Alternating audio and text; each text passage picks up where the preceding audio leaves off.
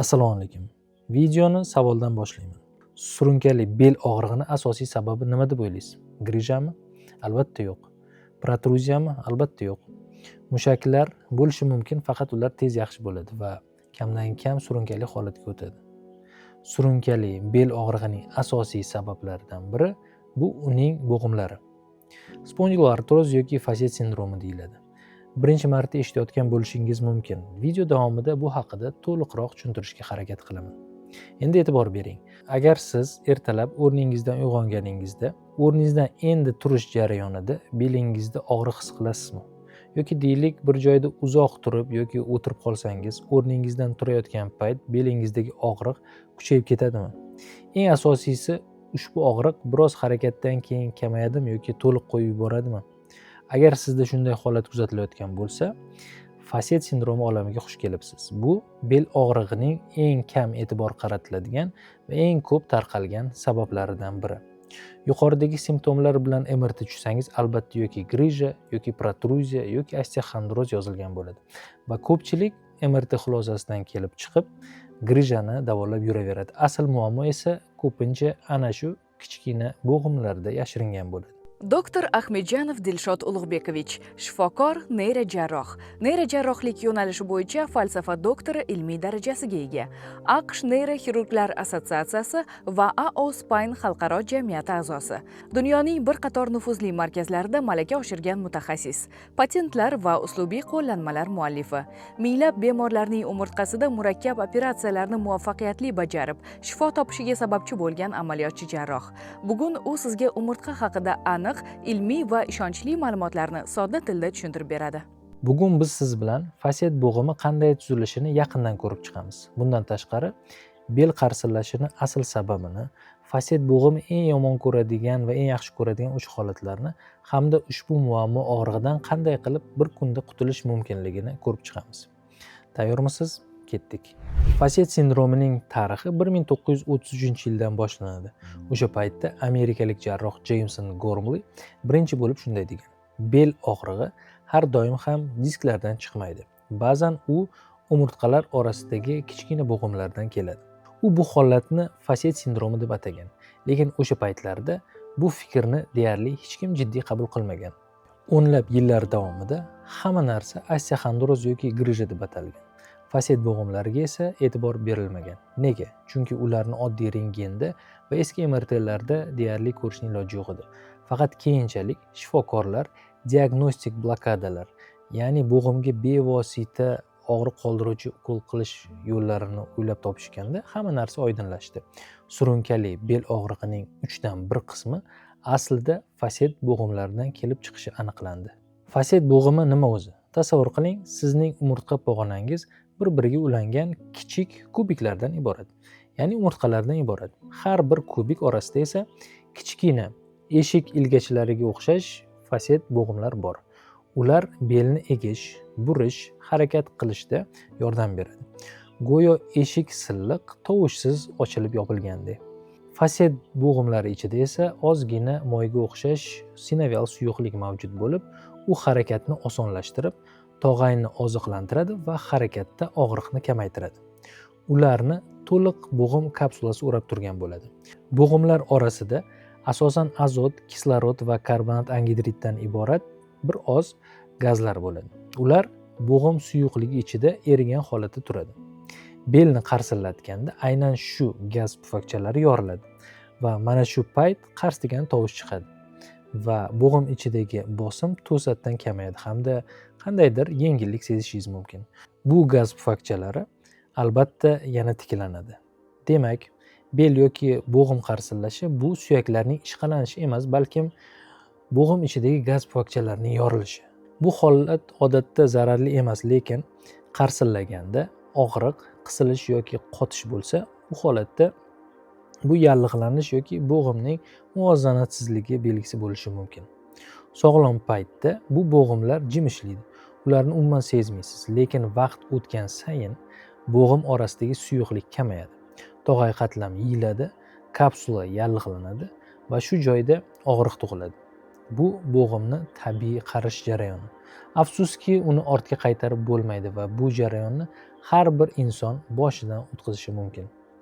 Bo'g'imni o'zi miyaga og'riq bermaydi. Og'riqni uni atrofida joylashgan nervlar miyaga uzatadi. Har bir faset bo'g'imni medial tarmoqli nervlar o'rab olgan bo'ladi. Bu nervlar xuddi tish nerviga o'xshagan bo'lib, faqat og'riqni miyaga yetkazadi xolos. Uni uzib tashlagan taqdirda ham faqat og'riq ketib, boshqa harakat jarayonlariga hech qanday zarar yetmaydi. Xuddi tish nervi olib tashlanganday. Uni qanday olish mumkin? Operatsiyami yoki dori-darmonmi? Shu yerda muammo. Tabletka, mayz, tomirga yoki mushakka qilinadigan ukollar deyarli yordam bermaydi yoki vaqtincha yordam berishi mumkin. Chunki ular og'riqni uzatayotgan nerv simiga emas, uning atrofiga, ya'ni yumshoq to'qimalarga ta'sir qiladi. Shuning uchun faset bo'g'imi mana shu kichik ilgakcha ba'zida bel og'rig'ining asosiy yashirin sababiga aylanadi. To'g'ri, dori atigi 1-2 soatga ta'sir qilishi mumkin. Ushbu kichkina nervni kesib turib olib tashlash, ya'ni operatsiya qilish, albatta bu achinarli. Xo'p, nima qilish kerak? 60 yoshdan oshgan insonlarning aksariyatida shunday og'riqlar kuzatiladi. E'tibor berganmisiz? Bir joyda turishganida belda og'riq bilan turishadi. Yordam beraman desangiz, qo'y hozir o'tib ketadi deyishadi. Shifokorga borishdan qo'rqishadi. Sababi MRT qildirganda bir qog'oz kasallik yozib beriladi. Osteoxondroz, grija va hokazolar. Oylab dori, oylab lecheniyalar. Qo'y shifokorga bormay deyishadi. Xo'p, faset sindromi holati kuzatilsa, qilish mumkin bo'lmagan 4 ta holat haqida gaplashamiz. Birinchisi uzoq yotish yoki harakatsizlik. Ko'p yotsam o'tib ketadi degan fikr eng katta xato. Harakatsizlik bo'g'imni yanada qotiradi. Ikkinchisi og'irlik ko'tarish, burilish, keskin harakat. Ayniqsa og'riq kuchaygan paytda bu bo'g'imni yanada shikastlashi mumkin. O'zboshimchalik bilan dorilarni ichish, uzoq muddat NPVS ichish hayot uchun xavfli. Boshqa a'zolarga jiddiy zarar yetkazishi mumkin. Dori faqat shifokor ko'rsatmasi bilan buyurilishi shart. To'rtinchisi qarsilatish yoki kuch bilan belni cho'zish. Bu vaqtinchalik yengillik beradi, lekin bu bo'g'im kapsulasini yanada zararlashi mumkin. Esda tuting, faset sindromi bu mexanik og'riq. Uni dorilar bilan bosish emas, harakat, mushak muvozanati va bo'g'imni himoya qilish orqali boshqarish mumkin. Endi faset sindromi holati kuzatilgan payt nima qilsa to'g'ri? Keling endi shu haqida gaplashamiz. Birinchisi, harakatni to'xtatmang. To'liq yotib olish xato. Harakatni butunlay to'xtatsangiz, mushaklar sustlashadi, og'riq yanada kuchayadi. Yengil yurish, cho'zilish, stretching va LFK eng foydali vosita. Ikkinchisi issiqlik. Iliq dush, kompress yoki fizioterapiya qon aylanishini yaxshilaydi va bo'g'imdagi taranglikni kamaytirishi mumkin. Va bu issiqlik boshqa berkinib yotgan muammoni qo'zg'atib yubormasa bas. Uchinchisi mashqlar. Eng yaxshisi bu belni aylanma harakati. Misol uchun obruch deymiz. Bir necha kundan keyin bel, oyoq va qorin mushaklarini mustahkamlashga qaratilgan mashqlarni kiritsa to'g'ri bo'ladi. Shunda ham o'tib ketmasachi? Qanday qilib bir kunda ushbu og'riqlardan qutulish mumkin? Zamonaviy texnologiya nima deydi o'zi? Keling bir oz tarixga qaytamiz. 1933-yilda James Gormley surunkali bel og'rig'ini 3/1 qismi aynan faset bo'g'imidan deb taxmin qilgan. Ushbu bo'g'im og'riqlarini rentgen ostida qilinadigan blokada yordamida effektiv davolab, ilmiy isbotlab kelgan. Albatta, ushbu blokada uzoq muddatga yetmagan va 1960-yillarda jarroh William Rees agar blokada uzoq muddat ta'sir etmasa, nervlarni jarrohlik yo'li bilan kesish orqali og'riqni bartaraf etish usulini tavsiya etib bajarib kelgan. Albatta, bu juda achinarli. Shundan keyin 1970-yilga kelib, olimlardan birida ushbu nervni operatsiyasiz, katta kesib o'tirmasdan qanday qilib umuman o'chirib qo'yish mumkin degan g'oya paydo bo'ladi. Balkim qandaydir elektrod texnologiyasiga murojaat qilamiz deb o'ylab qolishadi. Shu davrda Bernard Kosman degan fizik olim radiochastotali generator ishlab chiqqan bo'ladi. Ammo tibbiyotga umuman aloqasi bo'lmaydi. Uning o'g'li esa Erik Kosman otasining texnologiyasini tibbiyotda muvaffaqiyatli qo'llab, bu loyihani rivojlantirib, yaxshi natijalarni ko'rsatib, klinik amaliyotga tatbiq etib keladi. Va uning jamoasi AQShning Bostonida Kosman Medical kompaniyasini rasmiy korporatsiya sifatida tashkil etadi. Aynan shu kompaniya hozirda butun dunyo ishlatadigan Kosmon RF generatorlarini ishlab chiqara boshlaydi. Klinik amaliyot va tadqiqotlar ajoyib natijalar ko'rsatib, jarrohlik amaliyoti kerak bo'lmay qoladi. Tasavvur qiling, surunkali bel og'rig'i sababli qilinishi kerak bo'lgan operatsiyalarning taxminan 40% jarrohlik amaliyotsiz to'liq bartaraf eta boshlanadi. Yillar o'tib, Kosmon takomillashib, hozirgi kungacha maksimal xavfsiz va yuqori samarali darajagacha yetib keladi. Butun dunyo uni keng qo'llay boshlaydi. Sizda savol tug'ilishi mumkin. Radio to'lqini nima va u organizmga qanchalik zararli? Radio to'lqin bu elektromagnit to'lqin, ya'ni ko'rinmas energiya to'lqini. Hayotiy misolni olsak, oddiy radio eshitamiz, to'g'rimi? Siz radiodan eshitayotgan ovoz va musiqalar radio to'lqini orqali tovush sifatida uzatiladi. Yoki qo'lingizdagi telefon, 4G, 5G, uyingizdagi Wi-Fi ularning barchasi radio to'lqin asosida ishlaydi. Tibbiyotda esa ularni aniq nazorat ostida issiqlik energiyasi sifatida ishlatamiz. Faset sindromida esa ishlatiladigan radiochistot denervatsiya bu aynan shu radio to'lqinlarning issiqlik, ya'ni termal energiyasini ishlatadigan texnologiya. U 9 mm radiusgacha to'qimalardagi oqsillarni 60-90 gradusgacha qizdirib, nerv signallarini o'chirib qo'yadi. Xulosa qiladigan bo'lsak, radio to'lqin inson organizmiga mutlaq xavfsiz. Endi radiochistot to'lqin 100% natija beradi. Keling bu savolga bir necha tomondan yondashib tushuntirishga harakat qilaman. Qarang, agar bel og'riqlari uzoq muddat sizni bezovta qilayotgan bo'lsa, konservativ metodlar yordam bermasa, shifokor ko'rigiga MRT bilan murojaat qilib kelasiz. MRTda qo'pol patologiyalar aniqlanmasa va sinamalar faset sindromini ko'rsatayotgan bo'lsa, birinchi qadam bu rentgen ostida qilinadigan davolovchi va test blokadalar. RFMS. Bu blokada bir marta bajariladi. Rentgen ostida aniq nuqtasiga yo'naltirib bajariladi. Nima sababdan birdaniga RF qilinmasdan birinchi blokada qilinadi? Albatta birdaniga qilinishi mumkin. Albatta blokada RFdan oldin ikki xil ustunlikni beradi. Birinchi ustunlik bu test maqsadi. Bu nima degani? Agar blokadadan keyin og'riq ertasi kunning o'zida qaytib kelsa, radio to'lqin effekt bermasligi mumkin va shunda boshqa usullar ko'rib chiqiladi.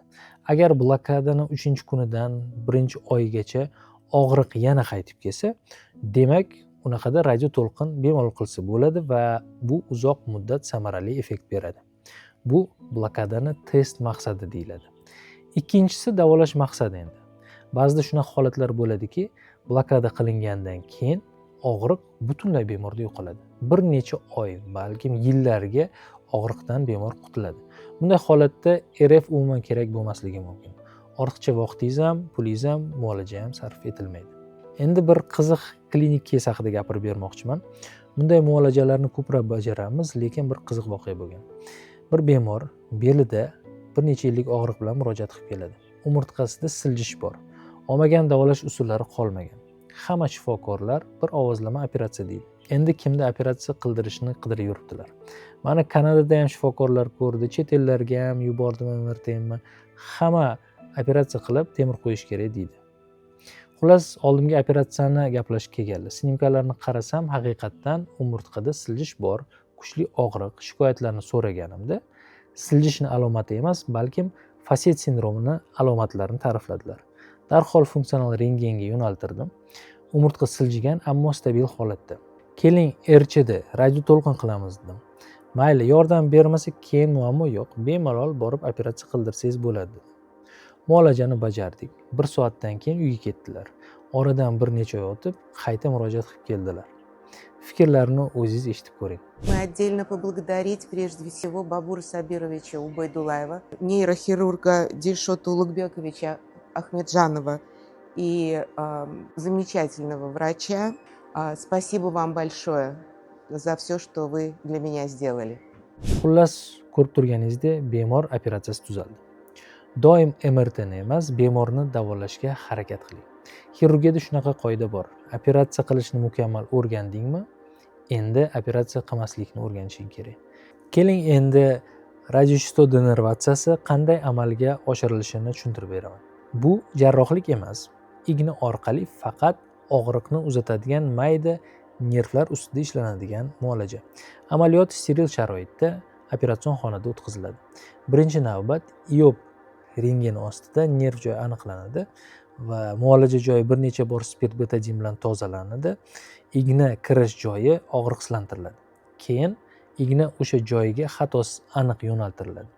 Igna maxsus bo'lib, uning uchidan radio to'lqin energiyasi chiqadi xolos. Ya'ni to'qimalarning boshqa qismiga umuman ta'sir qilmaydi. Igna bilan rentgen ostida aniq joyiga yetib borganimizga ishonch hosil qilgandan keyin birinchi navbatda apparatni sozlaymiz. Ushbu apparatni Kosmon apparatini ajoyib bir test rejimi bor. Bu igna aniq joyda turibdimi, xavfli zonada emasmi tekshirishda yordam beradi. Bitta yoqamiz, to'g'ri turibmizmi, yo'qmi signal beradi. Ushbu test muvaffaqiyatli yakunlangandan keyin radiochastotali energiya yuboriladi. Bu issiqlik to'lqini bo'lib, nervni uxlatadi xolos. Og'riq uzatilgan joy endi og'riqni miyaga olib bormaydi. Shu sababli beldagi og'riq yo'qoladi. Jarayon atigi 20-30 daqiqa davom etadi. Keyin siz o'sha kuni 1-2 soatlardan keyin uyga ketishingiz mumkin. Qon yo'q, kesish yo'q, og'riq deyarli bo'lmaydi va eng muhimi bu usul juda xavfsiz va butun dunyoda keng qo'llanib kelinmoqda. Video yoqqan bo'lsa, obuna bo'lib qo'yishni unutmang va bel og'rig'idan aziyat chekib yurganlar bilan videoni bo'lishing. Umurtqa sohasida zamonaviy texnologiyalar va oxirgi bilimlarni bo'lishishda davom etamiz. Keyingi videoda ko'rishguncha rahmat.